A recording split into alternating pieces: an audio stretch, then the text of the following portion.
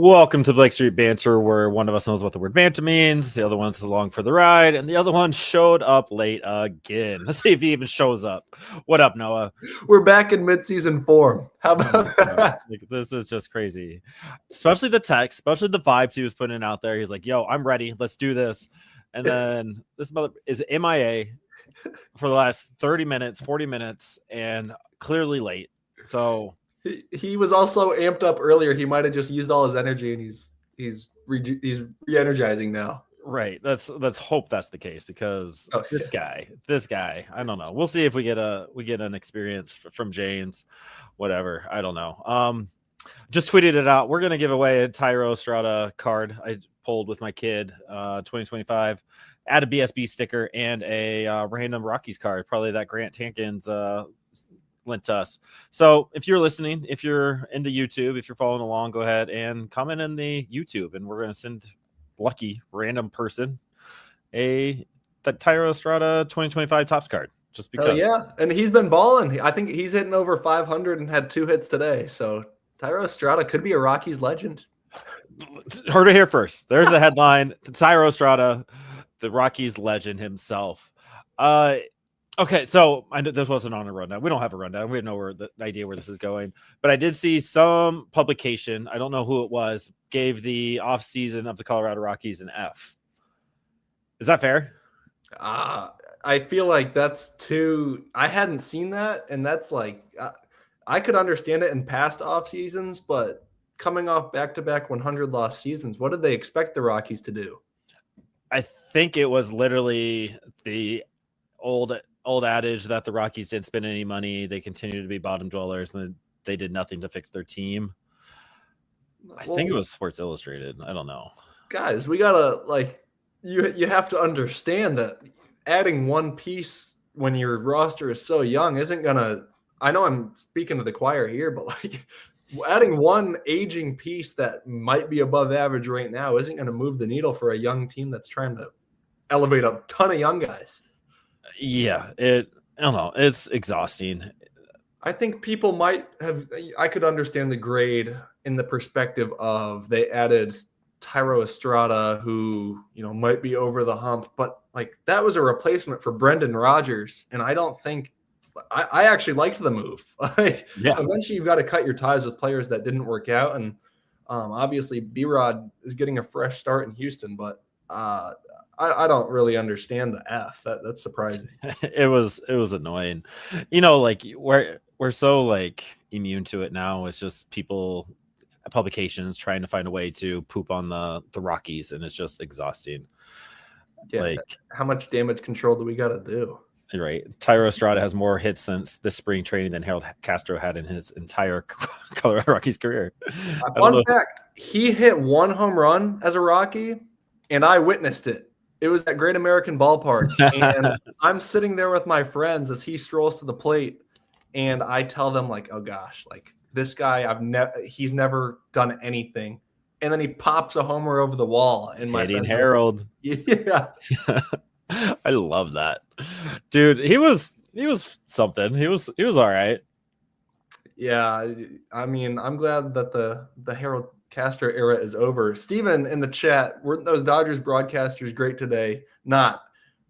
They were just demolishing my guy Nolan Jones. As he was hitting, they mentioned that his average was 70 points down last season from the year before, and his OPS was 220 points down. And my roommates started laughing because they were like, gosh, they're just going in. And I was like, this is not cool. That's my guy. But it is starting, spring training just started, and so he doesn't have a hit yet. I think he's 0 for 13. Yes. But look, I know James and I talked about this extensively at this time of the year last year, or maybe it was in May, start of the year. He has gone on record himself to say he normally starts slow, and James was always like, well, just don't start slow. Fix that. Well, yes, in a perfect world, yeah, but I'm not ready to give up on my guy Nolan Jones just yet. I put it out there in the group chat. I am a little worried. I know he's your guy. I love Nolan Jones. The athlete that is Nolan Jones is incredible. He's a freak. and I want 2023 Nolan Jones. But I don't know, like this being this into it, 13 at bats. I know, small sample size. Pitching's usually ahead of hitting at this time of spring training. But like, you want your dogs, like the guys that are supposed to be stars, like to start somewhere in the first week, whether it's a hit, whether it's taking walks, doing any of that, not striking out. And like right now, Nolan Jones, he has an OBP of 133. So probably one walk in his 15 at bats. Yeah, he walked today. I don't have his spring train. I can figure it out. Hold on. Well, while I was watching him today, he took a walk to load the bases with 1 out. 2 walks. But at that point, it was second and third with 1 out, and he did get 2 balls that were in pretty hittable locations. And I know dating back to last year, Bud Black said himself, honestly, all the time, like, we want Nolan Jones to be more aggressive because they know the damage that he can do when he makes contact with the ball. And sometimes when you look so hard for one pitch, all of a sudden you're down 2 strikes, and nobody in the sport is good with 2 strikes. So I don't know. Eventually, that, whether it's a philosophical change or what, I just want to see Nolan Jones swinging the bat a little bit more. Yeah, and there might be something to that. He only has 4 strikeouts on the season as well. I mean, 4 and 14. What's that? Roughly 25% almost. So, I mean, it's not terrible. And he's has 2 walks. And like to Brian's point, his line out today in the 4th was 96.6 off the bat. So he drilled it. He crushed it. So like that, maybe it's just bad luck. And it's just, you start hitting the ball, start hitting it cleanly. It might not be that worrisome, but like those StatCast numbers, I still don't know why all spring training facilities don't have StatCast ready to go. That's crazy. It's so annoying. Like, we didn't have it for Chase Dolan. I know that's another topic. We didn't have it for Chase Dolan. We didn't have the radio for Chase Dolan. We didn't have the TV broadcast for Chase Dolan. Like, hey, did you guys even see Chase Dolan? Is it real? Nobody knows because nobody even saw it. It's so annoying. Yeah, I think the Giants have a Stone Age facility. That's the one takeaway I've got so far. The Giants are terrible. Send them to the East. They are now part of the NL East. It's just ridiculous. I don't know. That's Stephen Cross. Like Spilly mentioned the other day, you'd rather start spring training slow and finish camp hot. Really hope he can return to some production. True, 100% true. However, you're still have the potential of just being cold on the way out too, and that's the worrisome. Like, we all know Nolan Jones had his demons that he was fighting through last year, and I think he gained some perspective from all of that. And so I think he's working through all that. And I'm on record saying that in the past on the podcast. So I think he's kind of figuring out how to be the dad, the person, while trying to play baseball and all that all together right now. It seems like it's going to be okay. I'm still worried though. Yeah, well, understandably so. It's just, we talked about it, and I think it can be related to what I said in the chat the other day with Chris Bryant. Like, baseball is so mental. And so for KB to hit the hardest ball that he's hit since 2017 and hit the farthest homer that he's had since 2016. Oh my gosh, the sound was insane. Dude. And I just think there's got to be a factor in his head when he sees that. Like, okay, like, yeah, I still can do this, right?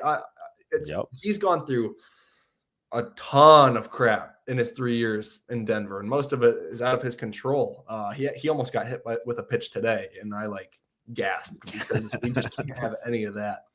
But I think with Nolan Jones, it's like in basketball, you got to see one go through the hoop, and whether it's shooting your way out of a slump or what, eventually you just want all your hard work to see results. And so, yes, it's only been a week, and like Isaac puts in the chat, Rockies have the 3rd lowest ERA in baseball so far. Surely that'll sustain.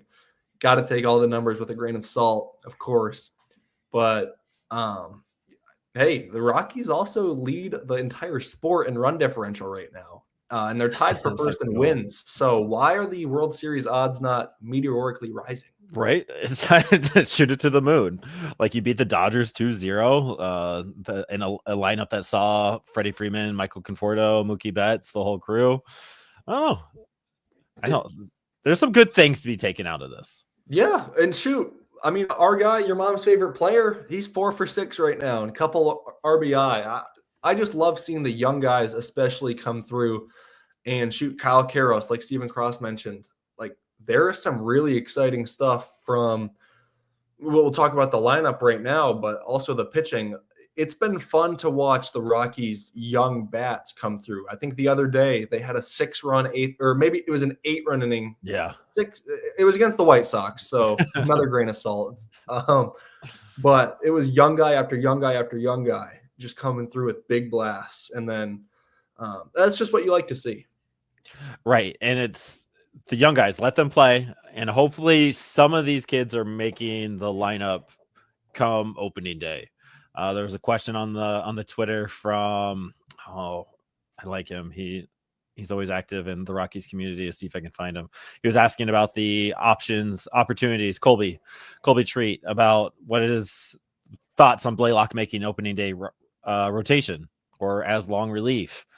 And Dudeman's balled out in his 5 innings of work. I think 4 innings of work. Like, he's looked very impressive these first 2 starts. And like, is that decision at the end of the camp, if this continues with Blaylock, and Dollander did shove when he was pitching. There is numbers out there that he was out there. Actually, Colorado Rockies YouTube right now is fire. They posted all 35 pitches of Dollander's appearance on their YouTube. So if you don't know about that, go see that. But like, can this organization, can Bud Black actually make that tough decision? You know what? Cincy, Gomber, I need you to go to the bullpen. I need you to take a step back, and we're going to ride the hot hand of Blaylock and Dollander to start the season. Is that a conversation that is actually had? And is that well received by, for example, a Cincy or a Gomber? I think it's a conversation that has to be had. I know we've seen Austin Gomber once, but he was averaging 87 on his fastball, which is very concerning to me. I know they got to ramp everyone up, but if you're not ramped up to throw 1 or 2 innings by this point and you're throwing 87 miles an hour, like, that's something to really be concerned about. And when you watch Blaylock throw 97 just effortlessly and then drop this curveball that goes from a batter's head to his knees. Did you know he had this curveball on him? Like, I watching it today, I was like, oh. Yeah, he didn't show it all that much last year, but now, golly, it looks electric. And when you can throw 97 as a starter, that's such a big advantage, because guys like Kyle Freeland, they have to be perfect with their command. And look, he can be perfect with his command. I think the entire second half of last year, Kyle Freeland was great. Patrick Lyons and I talked about last week, that was like the second best stretch of his career, even up there with his Cy Young season in 28, almost Cy Young season. They finished 3rd in 2018, leading the Rockies into Wrigley Field, where they won the wild card game. Mm-hmm. The guys that have to be perfect with command, when they can do it, they can be effective. But gosh, when you can throw 97, you can make a mistake and just get it by a guy, or he'll foul it off. And look, today Blaylock wasn't perfect. He threw some balls in dangerous zones. Yeah. But he ended up with 4 or 5 strikeouts in 2 innings. Like, yeah. 5 punchies in his 6 outs of work. Like you said, it was big zone misses, and then he was nibbling on the corners a little bit.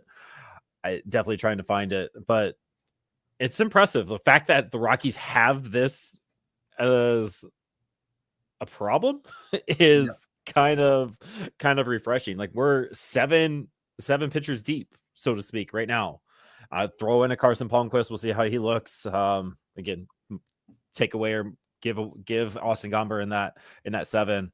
It's just, there's a lot to be excited about, especially at this major league club. And I'm going to do my best to not talk about the prospects, because we are on BSB, not Road to Blake Street. So I don't know. It's just gonna be interesting how some of these battles play out. And like, right to his point, because we don't have a rundown, so we're feeding off the chat today. Thank you for being active, chat. Again, we are giving away that Estrada card, the BSB sticker, and just a random Grant Hampkins Rockies card in there as well. But Grant, in the chat here, love the electricity that Veen brings. Is he? I mean, you got Nolan Joe struggling. Jordan Beck isn't very hot either. Maybe Mike can get on those stats while I kind of finish up this. Like, Zac Veen might be pushing to that left field, right field. I might be a number 2, number 3 guy, because that infectious electricity attitude that Zac Veen is something a back-to-back 100-loss team needs to have. Yeah, well, to your point about the corner outfielders struggling, Nolan Jones 0 for 13, as we mentioned. Jordan Beck is 1 for 11. So this was looked at a pretty pivotal year for them, and I get it. It's less than 3 full games worth of at-bats, but like when you see Zac Veen pimping the homer of all homers, and then he's still like raking outside of just that homer. It's not like that's the only thing he's done.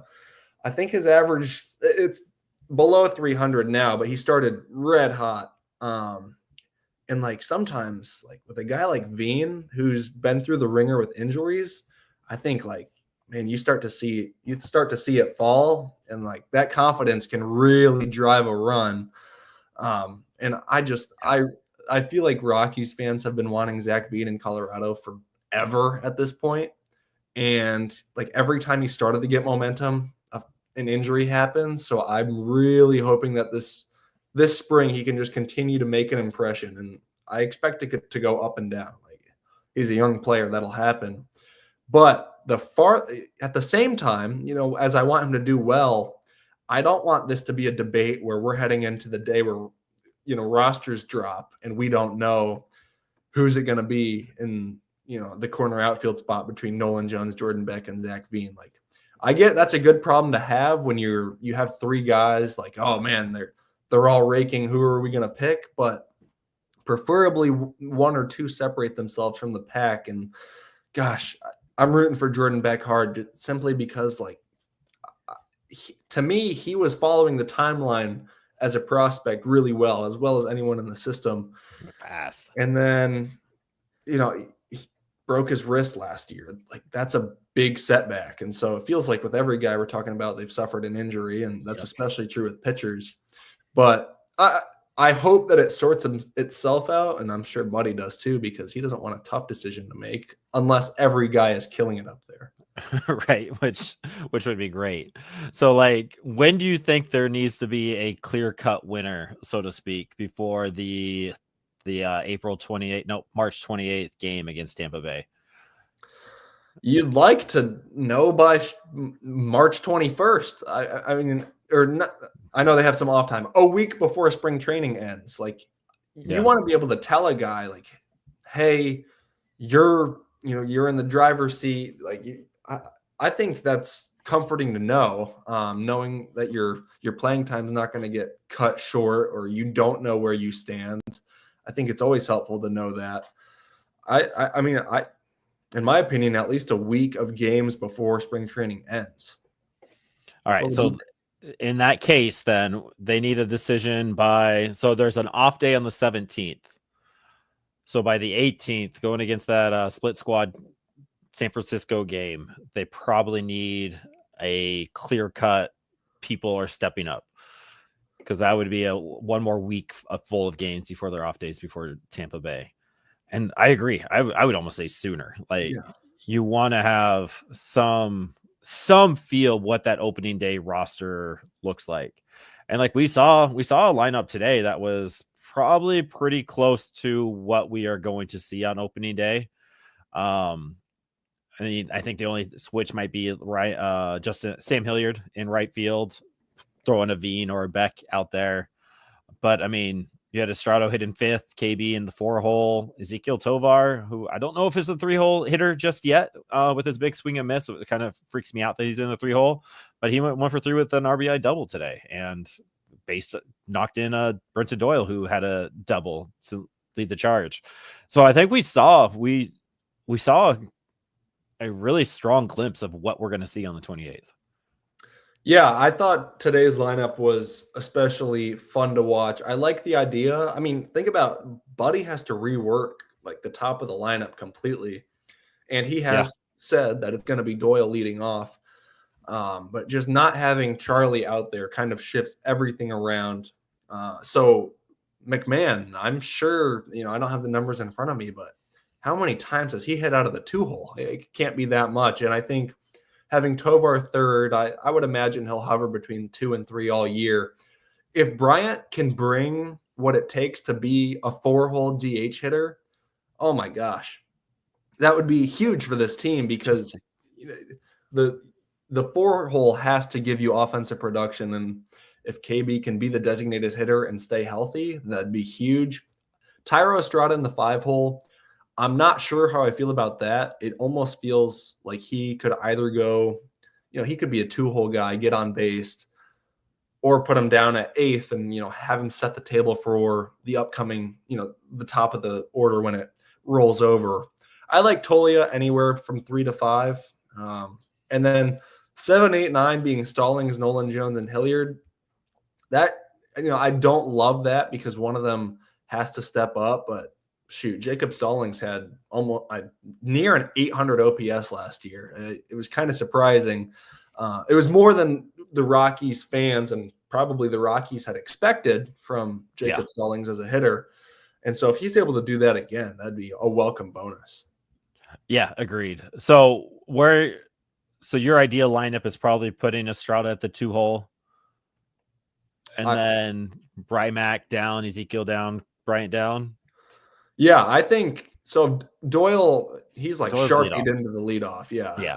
I think I like Estrada in the 2-hole. I think his bat control, obviously spring training results, you can't weigh them too much, but throughout his career, his bat control has been good. Yeah. I like him too. I don't like him in the 5-hole. I think Estrada at 2, if Bryant can really bring production, if it's a lefty, have him hit right behind McMahon. If it's a righty, drop him down another one and have Tolia in front of him. But I like the combinations that we can see in the 1 through 6 because we haven't even talked about where Tovar would go in there. Yeah, there's Buddy Black likes to mess with his lineup when Mike was working on how many lineups can you come up with a few years ago. Again, there's a good problem. Yeah, we broke them. It was insane. Just absolutely insane numbers there. I saw the article by the new cat at DNVR, Mr. Mills, forget his name, talking about, I just saw the headline, but it's if Chris Bryant can be healthy. And I'm starting to see these articles a lot. And this isn't a shot at him. I'm sure it's great. I'm sure he dove into the numbers. He seems like a numbers cat in that. But it's if Ezekiel Stovar lowers the strikeouts, if Brenton Doyle can repeat his success of 2024, if Nolan Jones can be 2023, if Jordan Beck can meet the prospect pedigree that he's supposed to be, like we're just loaded with ifs, which sucks. Like I want to be the Dodgers. I want to know Freddie Freeman's going to be my 3-hole hitter. I want to know Mookie Betts is my lead off, and just fill in the gaps beyond that. It's just, it makes the spring training fun. It makes the podcast fun to handle these ifs. But at what point do we get past the ifs? Like what if Nolan Jones he repeats 24 instead of 23? What if Brenton Doyle repeats 23 instead of 24? What if Tovar strikes out 250 times next year? I don't know. It sucks right now. I don't know where I was going with that. It's just kind of like I'm tired of the ifs, I guess, so to speak. I'll kind of flip it. I think about how we'd be feeling about the ifs if they hadn't gotten consistent playing time and we didn't get to see 2024 Brenton Doyle and we didn't get to see 2023 Nolan Jones. Then we'd really be wondering. We wouldn't even know what they had in the tank. We might see these gaudy AAA numbers and be like, "Whoa, we got to get him up here and look what he can do." Well, that's not against big league competition. We've seen what they can do against big league competition. And gosh, Tovar striking out 200 times and still hitting 26 homers and getting on base at the clip that he did. He has been walking more in spring training, and that is something that we love to see. Yes. The if factor, it's going to be there. And with the home and road splits that will always exist for Rockies hitters. Yeah. I think that's just always an if in itself. If Nolan Arenado can improve his road average to 20 points within his home, we did that with the best players that during the postseason years. So I don't know. The if factor stinks to have to balance, but it's compared to the real dark ages, it's nice to be at least be iffing about MLB production instead of, what we saw in the minors, hoping it would translate. The prospects and all that kind of stuff. Very good rebuttal. I like how I set you up for that. Yeah, that was a oop. Yeah, you're welcome. But I hope Buddy hears that too. I hope he plays these young guys because the rotation, it's old. Marquez. This is Marquez's last season as a Rockies under contract, I believe. So got to figure that out. How much more in Cincy and Freeland do we have? There's some things that got to be figured out too. I think Gomber's either done this year or arbitration something. So there's some question marks. Well, and how I am actually excited for all of that. Sometimes you go into a make or break year and it's just nice to be able to all right, if this happens, we're ripping the Band-Aid off. And if this happens, then we've got to find there is a lot of patience required in baseball for developing players and becoming a winning organization. But I'm excited to be able to say, look, Senza's been out for 2 years. Does Senza still have it? Great. He's a rotation piece. If he doesn't, let's get Chase Dolander up here right now.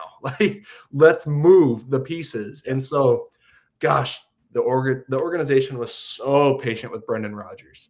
Didn't work. Now he's not in Colorado. I think having these years where it's not like the fans are emotionally attached to I'm trying to word it carefully because the fans love the players that are there, like McMahon and Doyle and Tovar. But the up and down players that haven't built a period of success where fans have become drawn in, there's almost no strings attached there, I guess. Yeah, I agree. I don't know if a fan is necessarily attached to a Zac Veen just yet, a Drew Romo just yet. You had all these top prospects. I don't know if fans are really we have to have that person play, right? And it feels like the front office is willing to cut those ties a little bit quicker than years past. We saw some DFAs last year that were oh, wow, they actually did that. So it feels different. Riley Pint felt like a perfect example. Yeah. Just finally getting over the hump. I will say a player that fans are quickly falling in love with, and I bet a lot of people didn't even know his name before this week, Jefry Yan. Holy crap. The purple Kool-Aid is flowing for Rockies fans. Just they are watching Jefry Yan, and it's so hard to not say all right, just give him a roster spot now. Because have you seen what he's done just on social media? Numbies, absolute numbies. And the fact that I saw the headline again, I'm not an article reader, I just like headlines. It's Jefry Yan knows he's electric. It's I'm electric. I love it. I'm here for it. He knows that's who he is and about that. And his story is absolutely incredible. Being out of baseball, going to Japan to play, working through the winter leagues all the way through, playing in the Copa baseball thing. I know I just butchered what that thing is, and I feel very disrespectful when I do that. But he just came on the scene, incredible. You're fighting, you root for a guy like that, because as a 28-year-old still loving the game that he does with all the trials and tribulations that man went through, that hasn't seen above, I think AA. I think he played AA for maybe 5 games. Hell yeah. Let's get that guy all the love possible. I don't know about major league roster spot. His stuff still needs some work in it, but we want to see that. We want to see that jumping strikeout all day, every day. Please. Yeah, shoot. And even the Zac Veen bat flip, it's this, I'll say the trigger word, aura, that our players seem to it's at an unprecedented level right now. And real quickly, I'm just going to read the view count from the last 10 reels that the Rockies have posted. 30K, 2.6 million, under 50K for the next 5, 2.8 million, and under 200,000 for the next 2. The 2.8 million, Zac Veen's bat flip. The $2.6 million, Jefry Yan jumping up and down. Like it's to the point where people. I got some texts from people that they're not Rockies fans. They're borderline baseball fans, and they're like the Rockies are making new headlines that I've never seen. It's so fun. The young guys are fun. Yep, like Sean is saying, go Rocks, go Goats. People talk about the Rocks, so let's keep it up, making being a Rockies fan fun again. The only play devil's advocate, other side of the coin, whatever. Is this the most relevant the Rockies are going to be all season?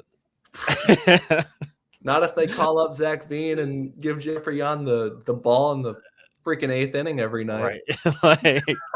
like you had, like, again, you have to lean into it. And there's so many options in the arm barn, like ups and downs that they can mess with all of this. You got to imagine Yan is going to be starting in Albuquerque. For Sean's sake, thank you for hanging out in the YouTube chat again, Sean. Hopefully it's a yard goat for a little bit so you can see that and send us the vibes that you get from it in person. But like you do have some of these guys that are just different. Like, again, Cole Carrig is an electric factory as well, and he carries that self. Jordan Beck, he went yard the other night. Yeah, crushed that. Like, we were talking about KB too much. I think Cole Carrig was 111.1 or 111.2 or something crazy. Like, we were just all about KB, but like, you have these guys that have this electricity. Like Juan Mejia, you want to go see electricity? I don't know if we saw him today. I wasn't able to watch the 5th on. I think he was supposed to pitch today or tomorrow. If you want to see electric factory, watch Juan Mejia. Has the Fernando Rodney hat tilt, kind of has that aura. Like, yo, this is my mound. This is my place. That's my plate. Get out of here. We're gonna go do it. And like that's the kind of stuff I'm like really looking forward to. Give me 100 losses and Jefry Yan jumping up and down every third, four games. 100% all day, every day. I really don't remember the last time we went into a season with a bullpen that is this exciting. And look, the Rockies had that super pen where it was Wade Davis, Jake McGee, and Brian Shaw, and it was, it was a disaster outside of Wade Davis when he broke the franchise record in saves. And like they were touchy saves. Yeah. Right now, like every player that is going to come out of that bullpen is super young, minus Tyler Kinley. So that's just huge for an organization that, like, if the Rockies can get the bullpen in a great place for the next 3 or 4 years, that's something you can totally build upon and build a base of success. Like, the bullpen is just as important as starting pitching. Ask the 2019 Rockies. Especially in Coors, yes. Yeah. And so, I mean, I giggled to myself thinking about Jefry Yan coming on in mop-up duty. Like, are you kidding me? That sounds awesome. Like, you want to keep butts in seats, and that'll do it. Yeah, no, honey. We're staying here. Get you another hot dog. Jefry Yan might be able to pitch us down 8 in the 5th. Like, we're here for this. I need you to be okay with that. But like, to the bigger point of your argument, like the bullpen stacked. Like, we're 15 deep. Like, last year, it felt like, yeah, you have this guy that can come in and then you DFA him, the whole revolving door that was the arm barn last year. But like, you have 10, 15 guys that have viable stuff that can stick. Like, Zach Agnos is making a name for himself. A little bit of the mustache, but a little bit of his pitching ability. Like, that I absolutely love because he's awesome. He's an electric factor too. He's not scared to show his emotions on there. You got a guy, Dugan Darnell. You got Evan Justice, who like I personally keep forgetting about, but we can't. Like, dude's sick. Yeah. Like, you can just keep on going. Like, it's insane. Like, Seth Halverson, 101.8, motherfucker. Like, out of nowhere, 101.8. And I think Jaden Hill hit 99. You got Vodnik hit 99, 100. Like, just these dudes that are going to carry this arm barn for at least 2 or 3 seasons. And like, I'm not even worried. Like, I'm worried about the arm barn because there's gonna be ups and downs because it's young kids in the arm barn. But like, I'm not worried about the arm barn. Yeah, well, and I mean, I think a lot of the guys too have come up through the system together. I'll give the front office credit. A couple of the trades that they've made over the past couple of years have set up this bullpen. I mean, yes. Victor Vodnik became the closer for a good part of last season. That's Luis Peralta. Yes, and Luis Peralta is a freak of nature. That's the arm I'm most excited to watch this season. I'll just blatantly put that out there. I also think, like, even a guy like Jimmy Herget, we signed him this past offseason.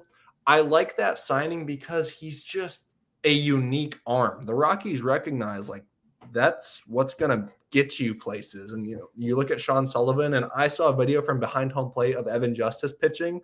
That is the most confusing look of his little body hit going this way and the ball coming this way. And his little pause like halfway through it too. Yes. It's awesome. It's so exciting. It is. And the diversity that the Rockies have been putting in their arms across the system, from the minors to all the way up. Like, you have different looks from different sides at all spots. And it's incredible. It's like they've really leaned into it. You know what we've been doing these last 5-10 years? It hasn't been working. So we're going to just switch everything up, give all these different looks. We got Sean Sullivan, we got Carson Palmquist, we got Chase Dollander coming at you in different ways. And you know what? We're going to add some little sprinkles here and there. And it's incredible. I'm here for all of it. And kind of wrapping it up, like, that's where I was getting frustrated at the beginning with the grade of, like, Sports Illustrated. If it's not Sports Illustrated, I'm sorry. But it's like, it's the Rockies. They're a terrible organization. They're terribly ran. They have to sell the team, blah, blah, blah. Like, this isn't 15-year-old Noah's Colorado Rockies. Like, this isn't that same group, same organization. This is completely different. And you're starting to see it. Like, 5 years ago, we don't see a Jefry, a Jordan Beck, a Zac Veen at all. No. And the fact that it's kind of here is good. We have diverse arms. We don't have cookie cutter. We have to have this guy to this. Like, there is a plan, and I'm going to keep saying it, whether you believe it or not. There is a plan. It seems to be coming up to the majors. It is happening. Follow along with us on Road to Blake Street. We'll give you all of that every Monday night. Shameless plug. It's there, man. Like, it's just so frustrating. Like, yeah, we suck. We're going to lose 90 games this year, 100%. But the ties are changing, and it feels good to be excited about an armbar. Finally, we have a top pitching prospect who is getting national recognition. And honestly, the big pundits are not really worried about him at Coors. Like, they're like, yeah, he's a dog. He's going to be fine. He's going to figure it out. So I don't know. It's just, it feels good. Yet all this nonsense out of the woodworks. Like, I'm going to say something silly, try to be funny because I've been doing it for the last 3 years, 4 years, and it's hit. Shut the fuck up and go back inside. Like, I don't know. It's exhausting listening to it over and over and over. Well, yes. And we've talked a lot about the optics of the Rockies in past podcast episodes. And I think, gosh, this past week was so freaking good for the Rockies optics. Just getting out into the mainstream media with these young guys that people were like, whoa, like, wait. And people do know who Zac Veen is throughout the baseball community. Like, when the Rockies drafted him, all the stuff online was like, imagine seeing this guy hitting nukes at Coors Field. Yeah, imagine him hitting a nuke at Coors Field and throwing the bat where it landed. Like, it's been awesome. And like you said, the young guys that are coming up that you get to talk about every Monday night, it's created the situation where, like, yes, we still need the veterans, especially talking about pitching right now. We need the veterans to play well. But it's not as if we're, if they don't play well, we are like, who are we going to call up? Dakota Hudson? Like, no, it's not like that anymore. Yeah. We have these guys that have next, and that is consoling. Yep. Yeah. And that's the whole different feel about 2025 that I haven't had since doing this. Like, it actually feels exciting. Like, yeah, let's have some injuries and see what we have, because you're going to have to play these guys, and I'm here for all of that. You might get the perfect timing of the gritty Tigers, and then the next wave comes and it's the Rockies breaking through. I think, dude, that might work for you. Let's hope. Like, there's so many parallels that can be made between the Tigers and the Rockies. It's the only thing is AJ Hinch, Bud Black, just different managers, different kind of how they run things. But all the simulators are there. It's gonna be fun. It could be an article. All right, throw it out there. Just throw it out there if anybody wants to write that. No, I don't got time for that. I barely made tonight. Glad you did. Yeah, James. What a he's goober. Sleeping peacefully. Like he hasn't texted. He's going to listen to this over his morning coffee tomorrow. The Breakfast of Champions, like you tweeted out. So annoying. Yeah, huge shout out to France Rockies hanging out at the coffee shop in his Avs mug, listening to Dugan Darnell, all that. Again, I don't know. I love the community that we have growing. Brian, Isaac, Grant hanging out. Sean, I love the Go Goats every time you're in here. Stephen Cross, Rockies Now. Crew, like it's fun. It's good times. I love it. It's gonna be a fun season. It really is. And once we get into baseball, actual games, and like you're gonna be in Coors for a few weeks and hanging out, and like there's a lot to be excited about, a lot to be stoked about. I'm here for all of it. It's gonna be fantastic. And it's exciting times in the Rockies organization when we're able to produce a 45-minute podcast with no rundown. There's stuff to talk about. This team, it's giving us plenty of content. It writes itself. Seriously, 3 years ago, it would have been 20 minutes. Like, yeah, this sucks. So let's let's just recap it. All right, shameless plug time. If you're still listening, go ahead and follow us on all the Spotifys, all the podcasts, all the YouTubes. Go ahead and turn on automatic downloads. It just helps the algorithm. Leave a review. Love the 5-star reviews. Our 5-star reviews on Spotify and Apple Podcasts are up there, and it's all good vibes, all good times. Really trying to shoot for 400 now by season's beginning on the YouTube. Next week, I guess, next week it's BSB's Top 40 week. We are releasing something starting, I think it's the 3rd, whatever day of the week that is, no idea when, every single day until the spring breakout game. You will have Monday the 3rd all the way to Saturday the whatever prospect game. You're going to have a BSB Top 40 article coming out. Honorable mentions start on the 3rd all the way through it with Tyler, Mike, Luke. There's one more. Who am I missing? Isaac, my dog, my bad. All writing about the prospects and all that. So prospect week coming up. I'm excited. You got Patrick Lyons and Noah running it every Wednesday. Nope, every Tuesday. Tuesday, Thursday, whatever happens. And then you got the Best of the West with K-Dub and Skylar holding it down on Wednesdays. Got you all covered. I'm going to try to do random stuff on Fridays. We'll see if James shows up tomorrow. I don't. Like, it's so frustrating to be best friends with this man. And so if you have any ideas, any content ideas, shoot them our way. We have no idea what we're doing. Need you all to remember that. So we are open to any ideas all the time. Go ahead and share the love. Share it with your mama. We are her favorite podcast. She just does not know it yet. And how will the people know who wins this card giveaway? Right now, Sean Trewartha. Gosh, I hope I said your name right. Sean, I will find a way to get a hold of you. You just won the Tyro Strada BSB sticker and a random ass Rockies card, probably from Grant Hatkins. Yeah, Grant, 100% agree. We do need some new shirts. Yes, kind of working on it, kind of not. It's there. It's brewing. 500 subscriber special, maybe. Yeah, there we go. We have some stuff. If you know a t-shirt designer, holla at your boys, and we'll go from there. Sean, congratulations on the card. Grant, fantastic ideas, and as always, go Rocks. Woo!